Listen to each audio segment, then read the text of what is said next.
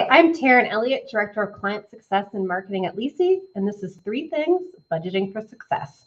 Let's jump right in today.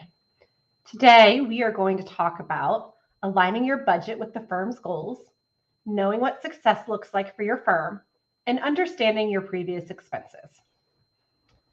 Let's start with aligning your budget with the firm's goals. Successful legal marketers know the key to creating a marketing budget actually starts with the firm's strategic plan and the firm's goals for the coming year. By creating strategic marketing objectives that align with the firm's goals, you create a path for your marketing department to provide support to meet those goals.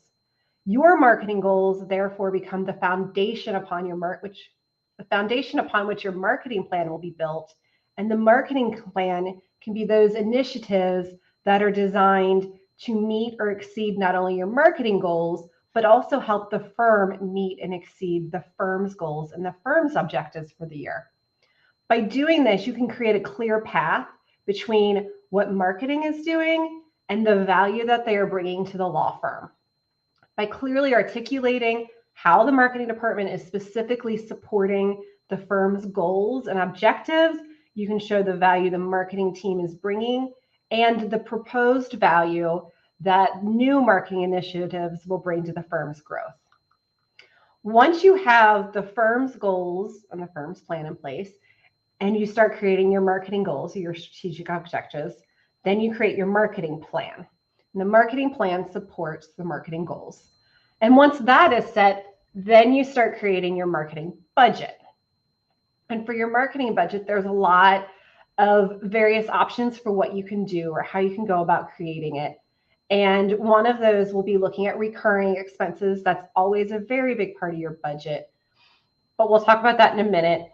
But something else that people generally look at is how they can create new marketing initiatives that haven't been done before and add them to their plans and their budgets to drive even more growth. And this is something that you should be doing not in September when your budget is due in October, but really all year long.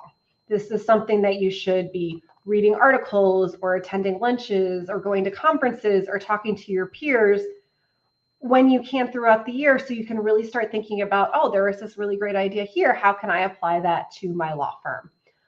A lot of legal marketers I know, myself included, like to look to other industries to see what they might be doing that we can apply to our law firms as well. So maybe it's an accounting firm or a real estate firm or a financial services firm that does something that would also work for your marketing. Number 2, know what success looks like and what you're measuring. As the leader of your marketing department, you want to be able to clearly articulate exactly how the marketing department is contributing to the firm's growth. And the way to do that is to show how the marketing department is meeting and exceeding their own goals, to show what value that you're bringing. You can do this through KPIs. So some key performance indicators that people like to consider are website traffic. This could be organic or paid visits to your website, depending on your strategy and what you were implementing for the year. Social media engagement and outreach. This could be something that if social media is a big part of your marketing plan, you're going to want to look at views or interactions on your posts. Click-through rate is a big one. This is the percentage of impressions that you get that result in a click. You see click-through rate in social media, you see click-through rate in various advertising campaigns, you see click-through rate in email, you see click-through rate in SEO campaigns. So that can be a really important metric to look at. Leads captured. This is as simple as how many new potential clients were generated. Conversion rates takes that a step further, and that's looking at the number of leads that were generated who then took the next step toward becoming a client of the firm. Intake rate. For law firms, intake rate is the number of new clients that have reached out to you via phone, website, email, or chat, divided by the number of impressions it took to get those outreaches. Revenue for new clients, just basically the amount billed of work that new clients generated. But we can also look at revenue, new matters from existing clients. We all know that it is less expensive to generate more business from an existing client than it is to generate business from a brand new client. So in this instance, we're looking at the amount of billed work that existing clients generated above and beyond what they had previously generated with you. Practice areas per client.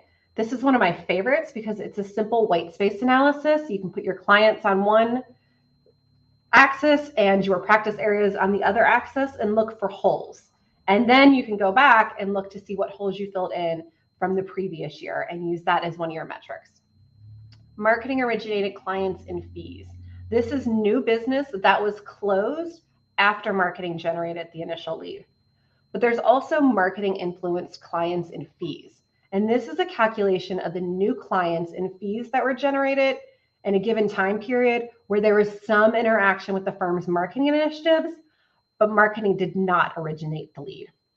And then finally, referrals in and referrals out.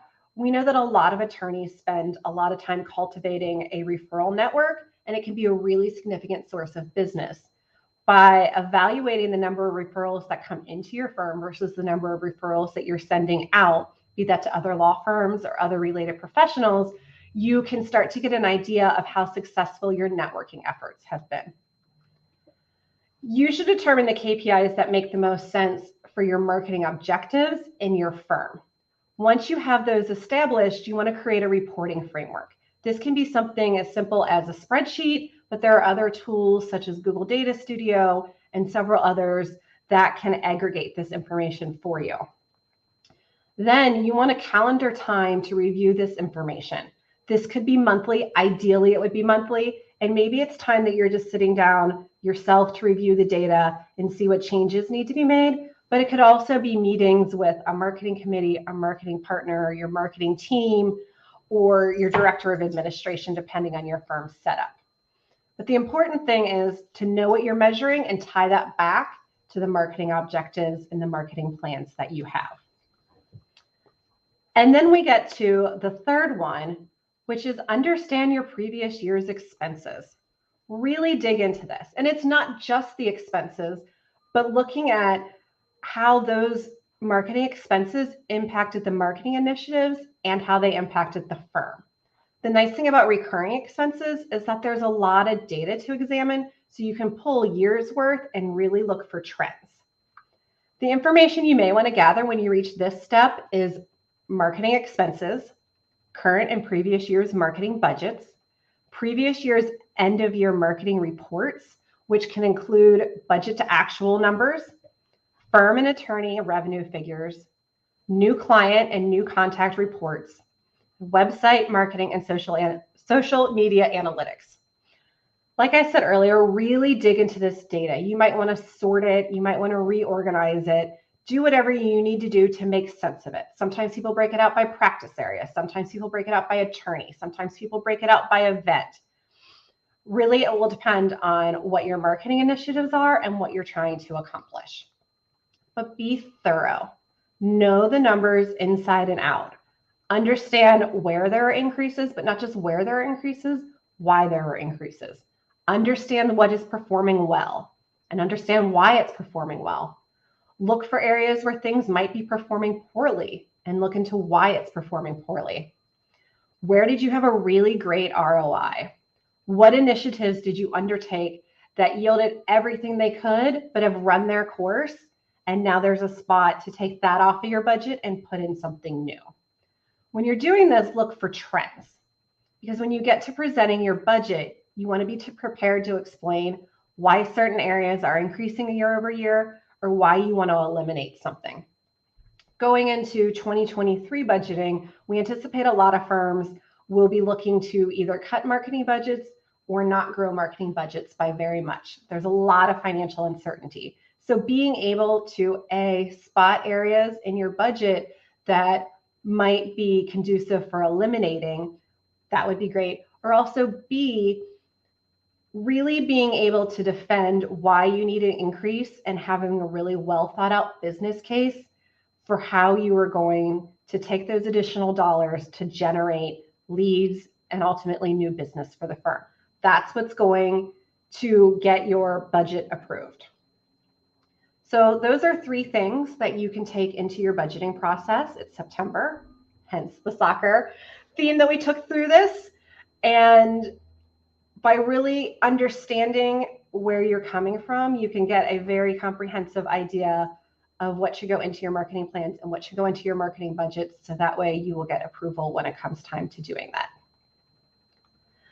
Thank you for joining us on 3 Things this week. Join us next week for LinkedIn's live stream, or follow us on your favorite podcast platform so you don't miss an episode. Thanks so much. Bye, everybody.